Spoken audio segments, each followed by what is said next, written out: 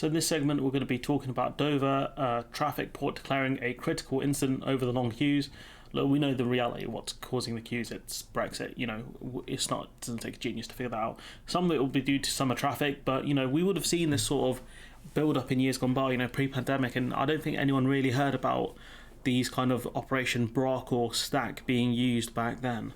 So Chief Executive Doug Bannister said the port had been badly let down by the French border controls, and the MP for the area, Natalie, I can't pronounce her second name, claimed French border officers didn't turn up for work, causing traffic to queue for miles. And there've been stories about empty ports, empty kind of booths, according to Phil. So I'll take his word for it. The fact is, France can police their border, as long as it's, falling within the law. They can do it how they want. They're a sovereign state. At the end of the day, they can do 100% physical checks. They can do 100% checks on whatever they want to do. Travellers, some with young children, say they're barely moved for hours, and that's a tragedy. It really is a tragedy that people are being caught up in, essentially the Brexit red tape that the UK government has set up.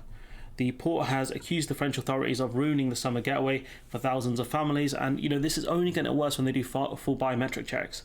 The port said in a statement it had made significant investment to increase its capacity and shared traffic volume forecasts in granular detail with the French. So effectively what the British port is saying, what Dover is saying, look, we've invested more money to deal with all the traffic. We also told the French, there's going to be a massive build-up of traffic. What can you guys do? But it's up to France, unless we're going to pay French customs officers to, have more people at the booths, or French border police to have more, French police there. What else do you want them to do here? The RAC said an estimated 18.8 million leisure trips were planned in the UK between Friday and Monday. This is the most since the company began tracking summer getaways since 2014. So yeah, there's record numbers here, but surely it shouldn't be as long. We've had that in years gone by. Really high numbers. Yeah, traffic seems to be going okay.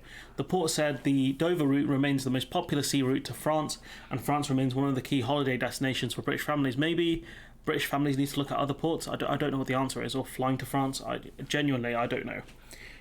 They say, the port says, we know that resource is finite.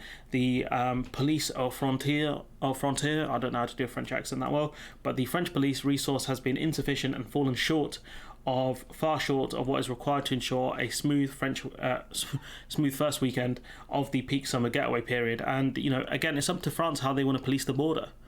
As long as they're within legal requirements, they're fine. They can have as many or as little as French police as they are legally required to have. That's up to them. Unless the British government is going to pay for the French to have more police officers at the border rather than, dealing with crime in France, what can you do? There's a bit more here. Oh yeah, the MP blamed, we mentioned that, Natalie blaming the French. And again, this is a consequence of Brexit. Let's not forget here. I don't think there's anything more I really want to cover here. But I do want to mention the fact that Operation Brock, is in place. It's going to be in place all summer, for the rest of the summer pretty much, which tells you that they are anticipating a lot more traffic. And this is going to be the first weekend, so this traffic after this weekend is going to die down, because you're going to have less people kind of driving to get away from the UK to go to France for a weekend or however long they're going away for. I think the traffic will die down, but trade flows will continue to ramp up as we kind of head towards the busier parts of the year, so the lorries will continue to be busy. And you could query why this lorry lane is empty. I don't know. But the simple fact is, this is another Brexit consequence. Because if this wasn't down to Brexit, we would have heard this, every year before the pandemic, right? This would have been a constant. But it wasn't. This border situation, they've got 6 people out of 12 or whatever. Like, who cares? It's up to them how they want to police it. Unless you're going to put more people, unless you're going to pay the French to police the borders better, give them the resources, they ain't going to do it because they don't care that much. Then it's up to France. It's not going to, unless tourists stop going to France, nothing really changes for them.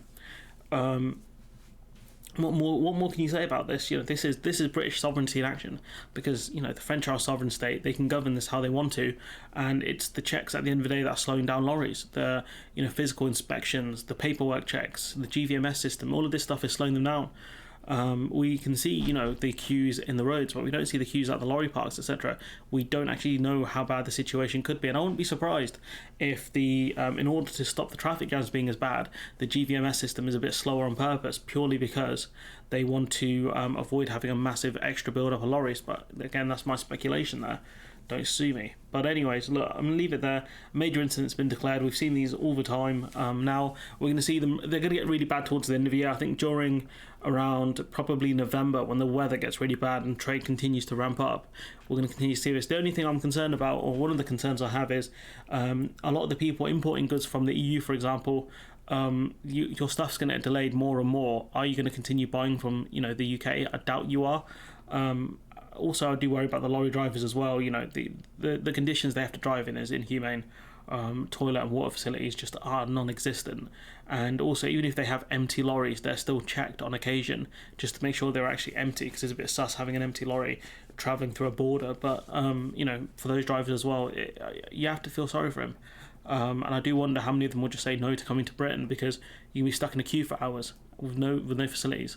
But anyways, I'm going to leave it there. Let me know what you think in the comments below. Like, comment, share, subscribe, support the channel on Patreon if you can, and hopefully I'll see you in the next one.